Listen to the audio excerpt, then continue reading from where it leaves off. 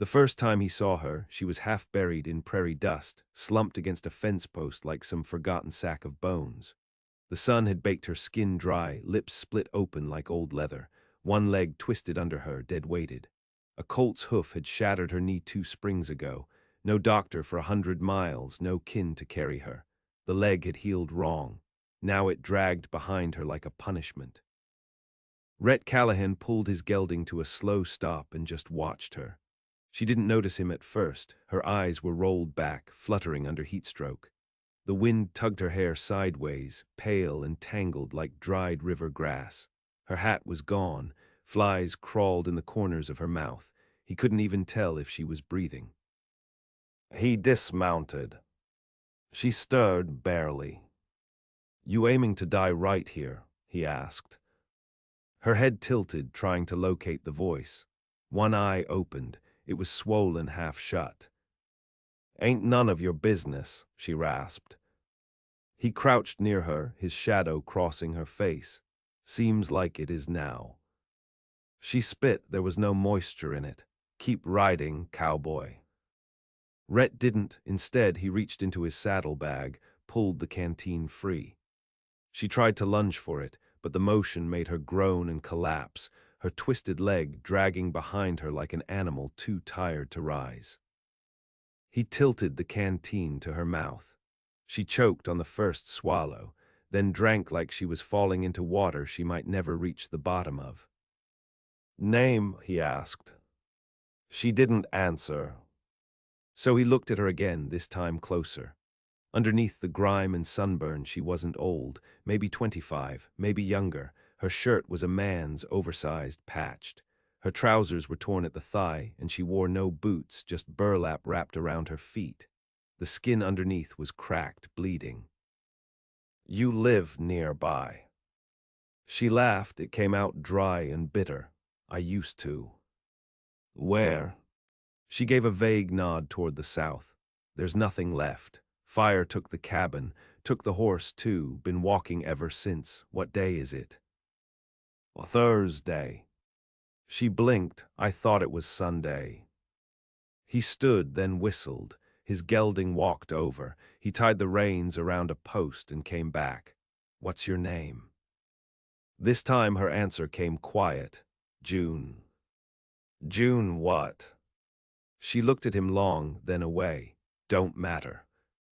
Rhett nodded once. He lifted her without asking. She screamed into his shirt as he braced her leg. Her fists beat his back like wind-driven twigs, then fell still.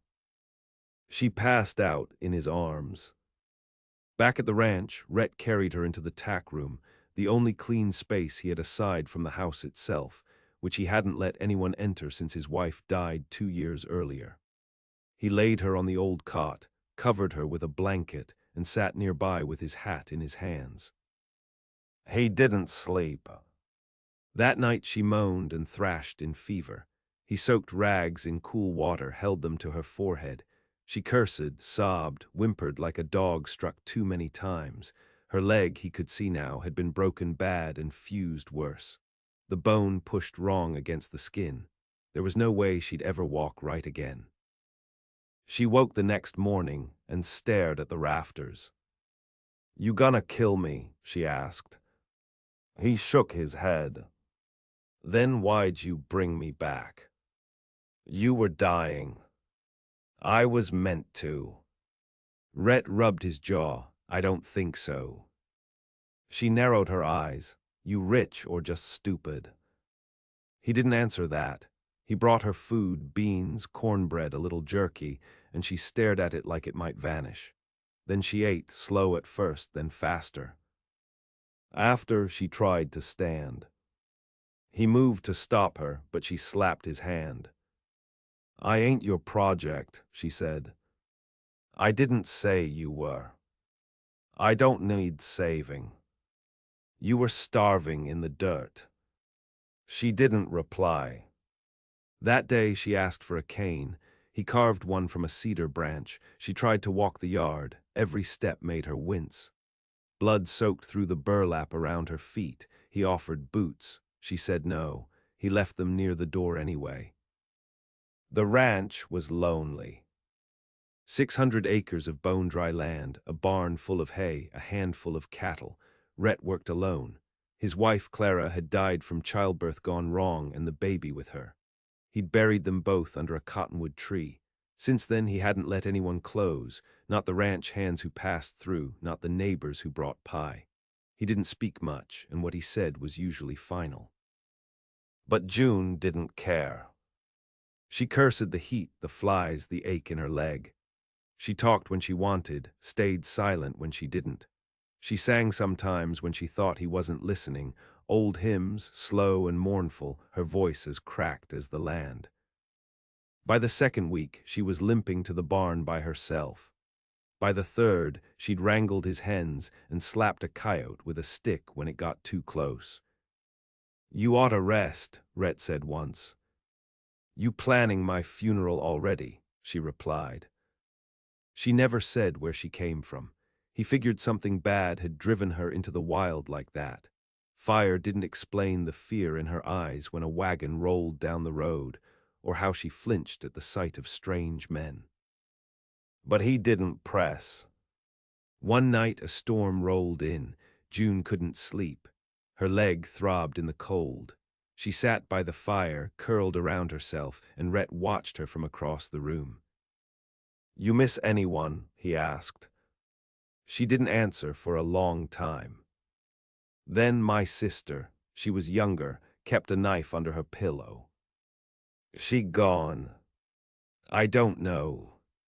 He nodded, didn't ask more. That was how they talked, around things, through them, like horses circling a canyon looking for a way down. The next morning, June didn't wake up. She lay cold, face pale, breathing shallow. Rhett knelt beside her. Her pulse fluttered under his hand like a trapped moth. He wrapped her in blankets, lit the stove, and sat beside her with a shotgun across his lap, all day, all night. On the second morning, she opened her eyes.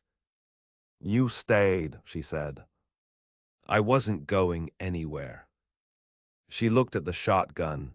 "Who were you expecting?" "Whoever took your sister." She stared at him. Then she wept, silent, head buried in her arm. He didn't move. That night, she told him her real name. June Mercy Harlan.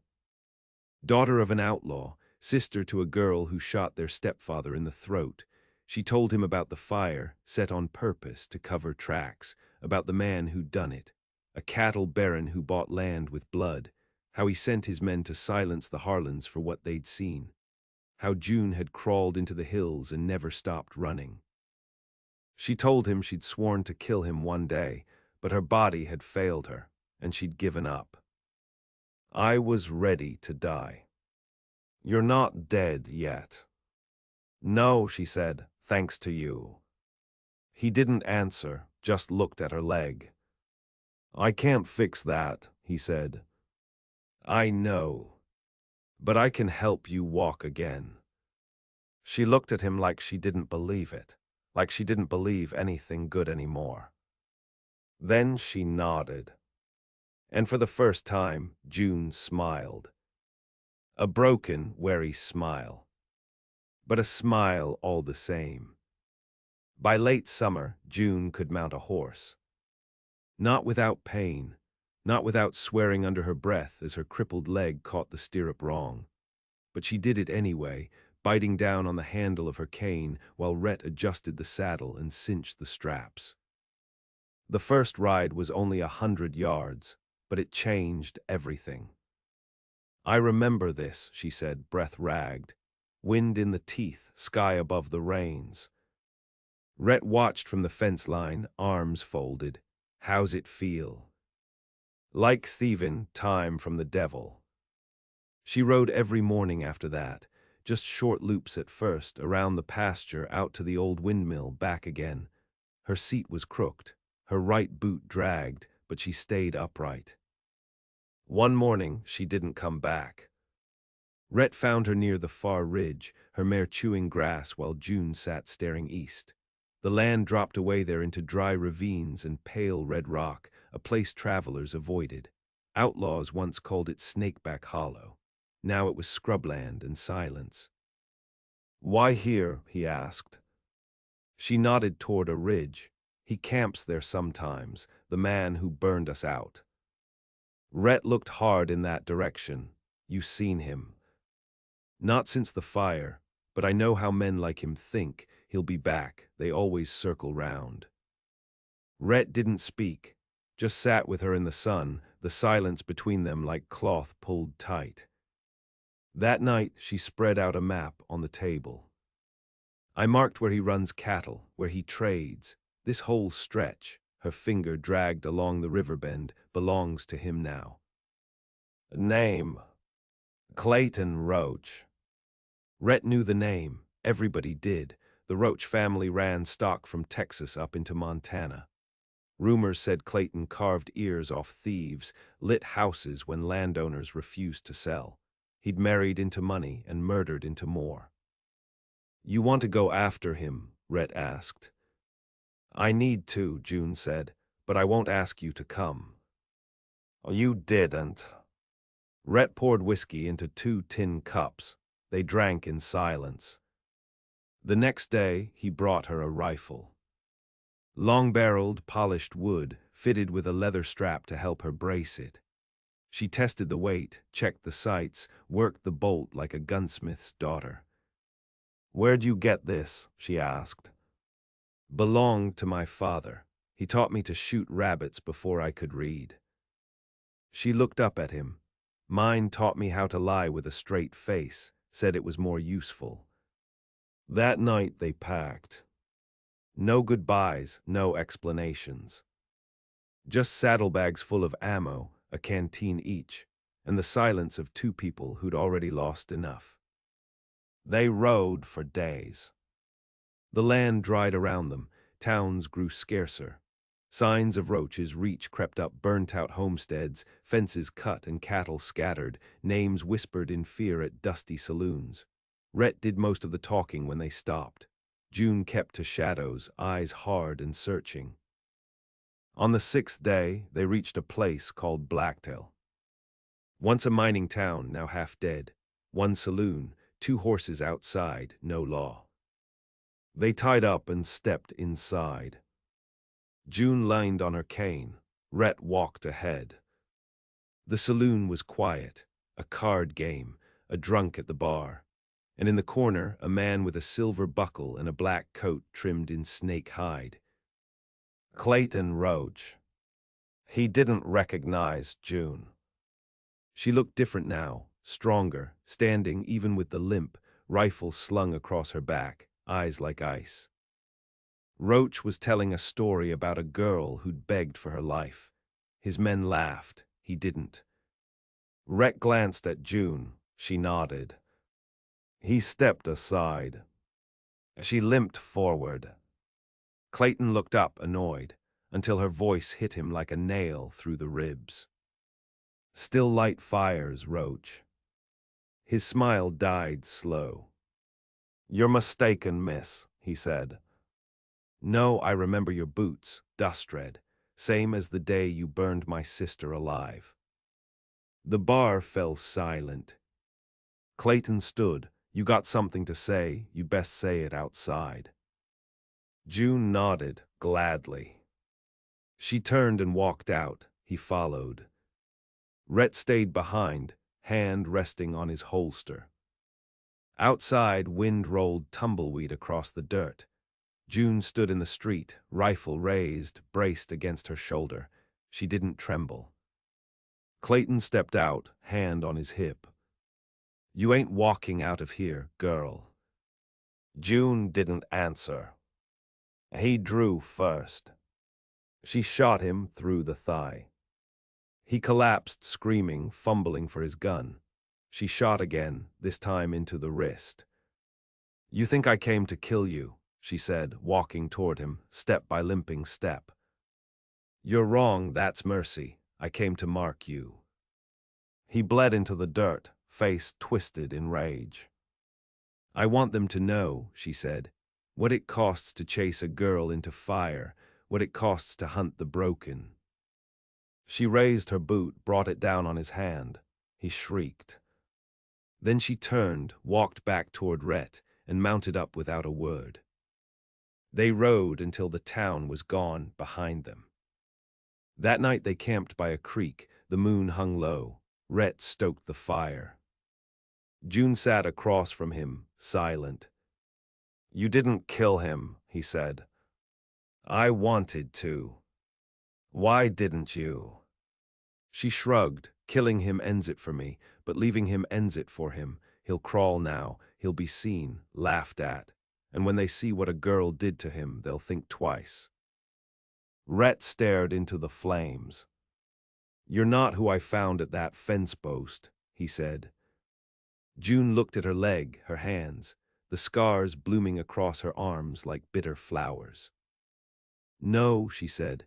"She died somewhere on the ride back. I buried her without stopping." And for a long time, neither of them spoke. Just the fire, the creek, the hush of far-off coyotes. Then June smiled. Sharp, quiet, like the first crack in a frozen lake. "Think we got room to do more?" she asked. Rhett looked up. "You planning a war?" "I'm planning a message." He poured them both a drink. "To the broken," he said. June raised her cup. "To what they become." Snow came early that year. Not soft, either hard, wind-whipped, cruel snow that stripped leaves from trees and scoured the plains clean.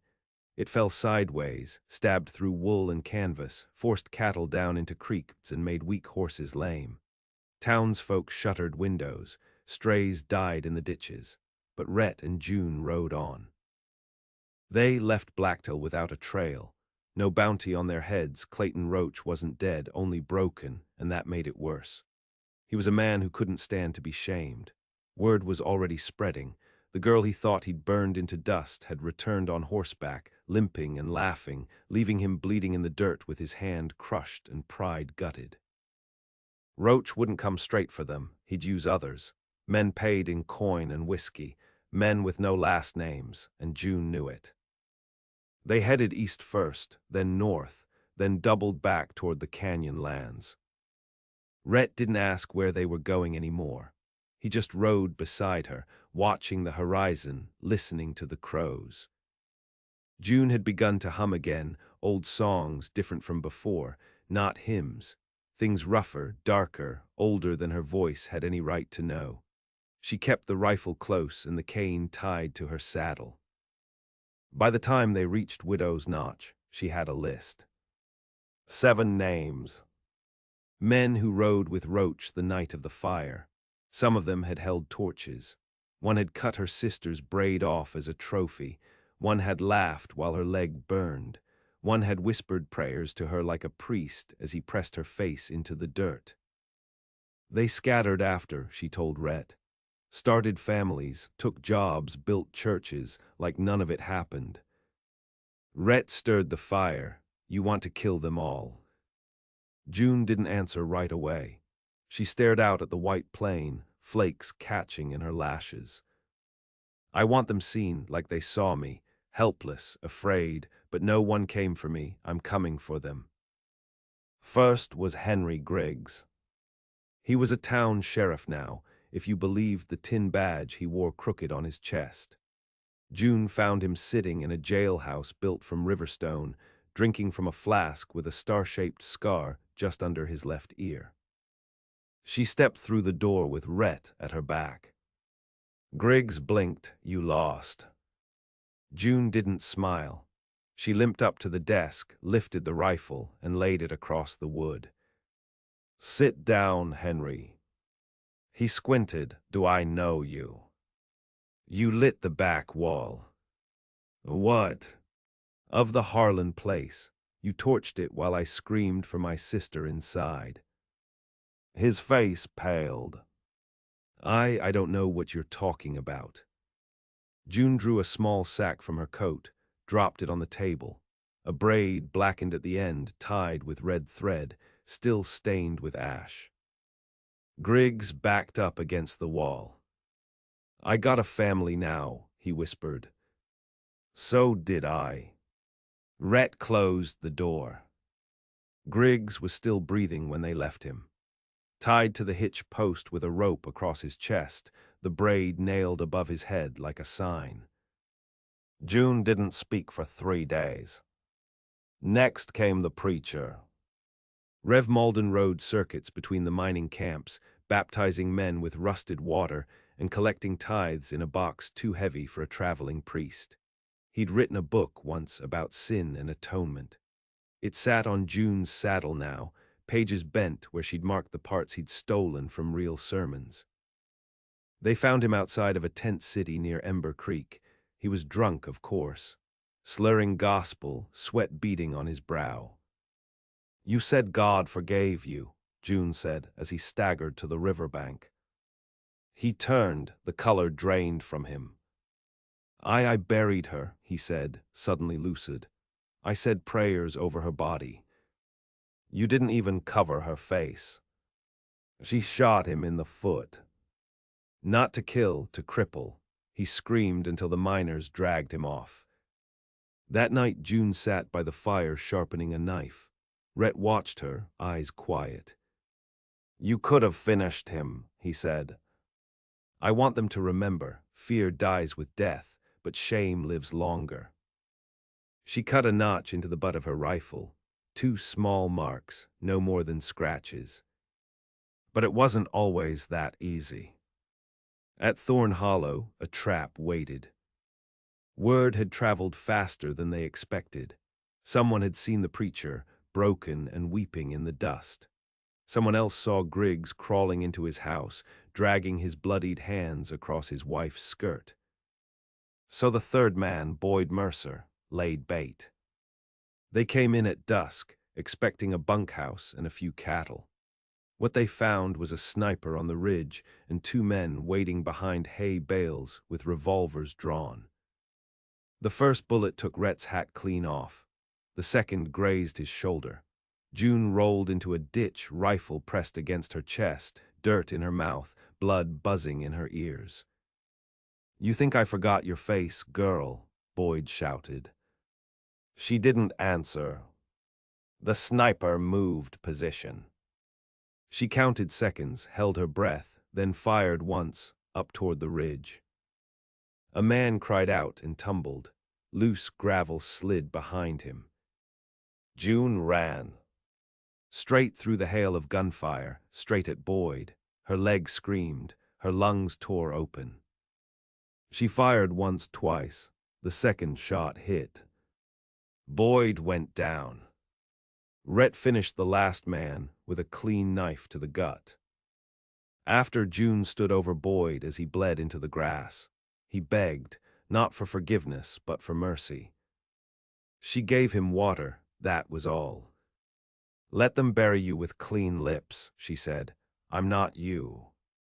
Winter deepened. The map grew stained with blood and fire. 3 names left, but June had changed. Not softer, sharper. The pain in her leg grew worse each day, but she didn't show it, not to strangers, not to Rhett. Only at night, when the wind howled and her body curled tight as a dying animal, did she let herself break. Rhett stayed close. Sometimes he took her boot off slow, rubbed the twisted knee with liniment while she gritted her teeth and stared at the ceiling of whatever barn or cabin they'd holed up in. "You ever regret it?" she asked once. "Regret what?" "Finding me, feeding me, giving up your land, your peace, all of it." He didn't answer right away. "Then I regret letting my wife die alone. I regret not burying my child with my own hands, but not you." She swallowed. "You're not saving me," she said. "I know." They slept beside the fire, backs pressed together like 2 dogs warding off the cold. By the time they reached the canyon, it was late February. One last man there, one of Roach's favorites, the youngest, the one who hadn't touched her but had laughed loudest as the house burned. He lived like a king now. Owned a silver claim, had guards, a woman, children. June stared at the lights on his porch. Rhett didn't say anything. She stood a long time, then turned and walked back to the edge of the bluff. I don't know if I can, she said. Then don't. She shook her head. He doesn't even remember me. He will. She looked at her hands, at the rifle. Maybe that's worse than fire, she said, being forgotten. Rhett touched her shoulder. You weren't forgotten, he said. You survived. She wept, silent, no heaving, no sound, just tears sliding down the leather of her cheeks. And then she raised the rifle. The shot echoed like a crack in the spine of the earth. Birds rose from the cottonwoods. Dogs barked down in the canyon. The man on the porch staggered once, left arm gone limp, lantern dropping from his hand, and crumpled backward into the doorway, firelight spilling red across his chest. June lowered the rifle. She didn't breathe, just watched, waiting for something, shouts, return fire, cries of a woman, rush of boots. But the night swallowed it all, quiet and blank as a burial sheet. Wasn't meant to kill, she said. Rhett didn't reply, he didn't need to. He saw her hand shaking, just barely. I could have put it in his heart, she said. I didn't. You've marked him. No, she said, quieter now. I marked myself. They rode out before dawn, the hooves muffled in snowmelt, crows circling overhead like black smoke that had lost its fire. In the weeks that followed, June changed again. Not in the way war changes you, sudden, jagged, all torn edges. This was deeper, slower, like ice melting from inside a stone. She stopped humming, started writing instead, in a small leather-bound book Rhett had given her after Blacktail. Most nights she wrote by firelight until her hand cramped and the pain in her leg sent her teeth grinding. He never asked what she was writing, and she never offered. But he noticed how she started speaking less about revenge and more about memory. Not names, not deaths, but about how it felt to sleep under the black pine trees before the fire, how her sister used to laugh when she dropped apples from the roof, how the wind smelled the morning they ran barefoot through frost. I keep thinking if I don't write it, it'll all vanish, she said one night. Maybe it will. Would that be so bad? I don't think so, Rhett said, but I think you feel it, even if you didn't know what you'd lost. She nodded, then I'll keep writing. He poured her another cup of coffee. She winced as her hand gripped the tin. Your wrist, he said, hurts less than the rest of me. But the next morning she dropped the pencil, couldn't pick it back up. Rhett rode out at first light and found a doctor in Dry Hollow, brought him back by dusk. The doctor was a drunk but steady-handed. He examined June in silence. She's wearing out, he said finally. That leg's infected, always was. The pain in her hands, that's traveling. Might be blood-borne, might be old break healing wrong. Could be she's done riding soon. June sat up. You a prophet now. No, the doctor said, but I've buried folks like you, and you always wait too long. He left with coin and whiskey. Rhett didn't say anything. But that night he opened his desk, laid out maps, letters, deeds. I sold the rest of the herd, he said. Kept the land but let go the cattle, sent word to Fort Eastham. There's a train leaves every 10 days now, eastbound, clean coach, room enough for 2. She didn't look up. I'm not asking you to stop, he said. I'm saying we don't have to freeze to death doing it. I thought you said you weren't here to save me. I'm not, Rhett said. I'm here because you didn't save yourself just to die alone again. She looked at her hands, then at him. You'd leave all this behind. It's just land, he said, You're something else." They left 5 days later. June wrote one last page in her book. She left it under a stone by the cottonwood tree where Rhett had buried his wife. She didn't say what it held. He never asked. They rode slow. Her leg was worse now, and he lifted her into the saddle each morning like she was glass wrapped in leather. The train waited at the edge of the world. Black iron, snow clinging to the wheels, steam hissing like some patient beast. Rhett helped her aboard. Inside it was warm, strange, full of velvet seats and passengers who didn't know her name or her scars. She kept the rifle beside her anyway. "Where does it go?" she asked. "East," he said, "then north if we want. And after that, we'll figure it." She leaned her head against the window. The train groaned. Moved. Outside, the land peeled away. Fences, trees, the outline of the ridge where she'd marked her sister's killer. All of it fading. They didn't stay east. They didn't last in the cities either. The noise, the closed spaces, the way people looked at her cane and her silence and turned away like they were afraid. So they bought a wagon, headed north. Built a cabin near the Bitterroots. No ranch, no cattle. Just a narrow stream and enough trees to forget the world sometimes. She grew herbs, Rhett hunted. They didn't talk about what came before, not often. But sometimes, at night, she'd read him passages from the book. Her voice soft, the words like river stones turned over again and again until smooth. "She used to call me Junibug," she read once, "and I used to hate it, but now I think if someone called me that again, I'd cry like a child." Rhett just listened. He always did. Spring came. Her body failed her by degrees. One hand stiffened to stone, then the other. She taught Rhett how to make the tea, how to grind the leaves just right, how to wrap her leg before storms came. One morning, he found her out by the stream. She was sitting on the bench he'd built for her, wrapped in wool, her eyes open to the mountains. The rifle was across her lap. The wind moved her hair. But she wasn't breathing. He buried her by the stream, marked the grave with her cane and the last bullet she'd never used.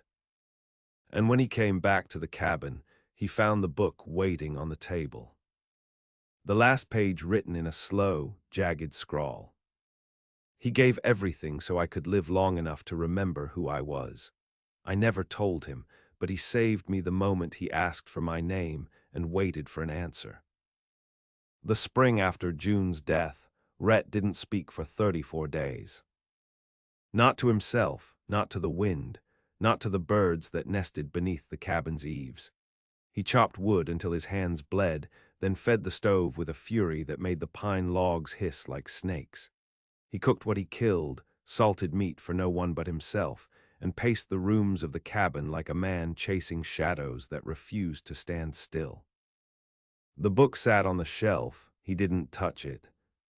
Not at first. Her grave settled quietly near the stream, swollen a little from thawing soil, the cane now leaning sideways where the wind had shoved it. He righted it every morning. Some days he thought he heard her, boots on the porch, a match struck in the dark. Once he swore she'd cleared her throat beside the stove, but when he turned, the room was always empty, always colder than it should have been.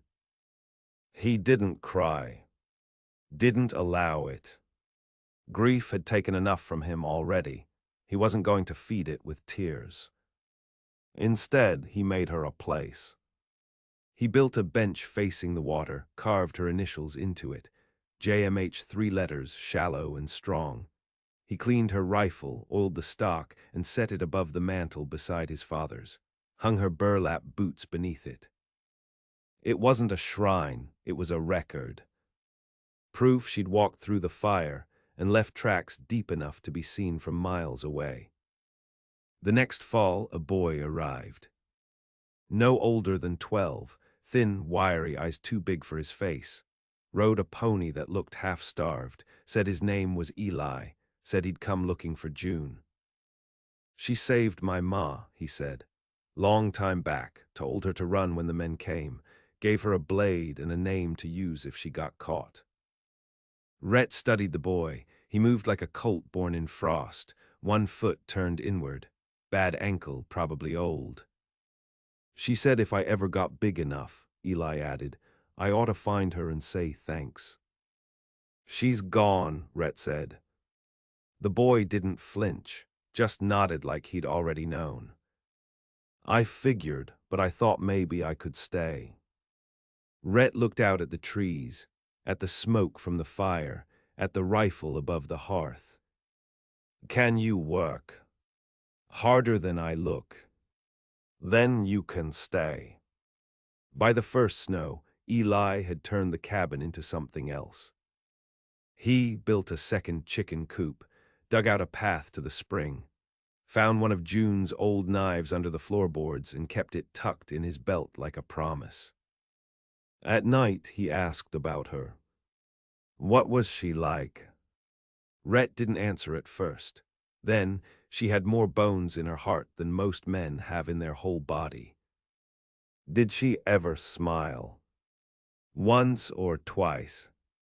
What did it look like? Like revenge finally letting go. Eli didn't always understand, but he didn't stop asking. That winter, Rhett gave him the book. I didn't write it, he said. She did.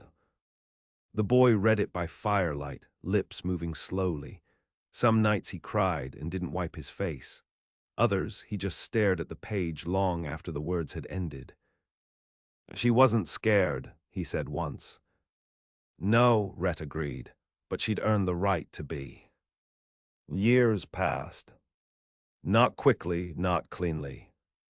Rhett's hair grayed, his hands stiffened. The winters grew longer and the hunts shorter, but Eli stayed, grew tall, grew lean, and carried the rifle like it was part of him. They built more cabins, took in a woman fleeing her husband, then a war veteran with one arm and a haunted look, then a girl who didn't speak for a whole year but carried flint in both fists. It became something more than a home. A place the broken came to when the world offered no more roads. They called it Mercy's Hollow. No signs, no town charter, just the hush of pine and the echo of boots in snow. On the 10th year of her death, Rhett found himself by the stream again. The cane still stood. The bench still held her initials. And across the clearing, a new marker now stood beside hers. Small, clean, shaped from riverstone, carved into it just 3 words. She REMEMBRED, everything. He sat with his knees aching, and the wind whispering through the trees. She was starving, he said aloud, maybe to the stone, maybe to himself. And I fed her, that's all. But it was. He'd given her time. And she'd made fire out of it. Later, Eli asked him what justice felt like. Not like vengeance, Rhett said. Then what? Like silence, like no one comes for you in the night anymore. Eli nodded, and mercy. Rhett looked out the window, at the young ones running through the frost, at the hens, at the smoke, at the stream curling between stones like a woman's whisper. Mercy is when someone gives up everything to let you live long enough to become dangerous. Eli didn't speak for a while. Then he reached for June's book, held it like scripture, and said, "Then we keep doing that." And they did. For years. For every soul who came limping through the trees. And not a single one left hungry.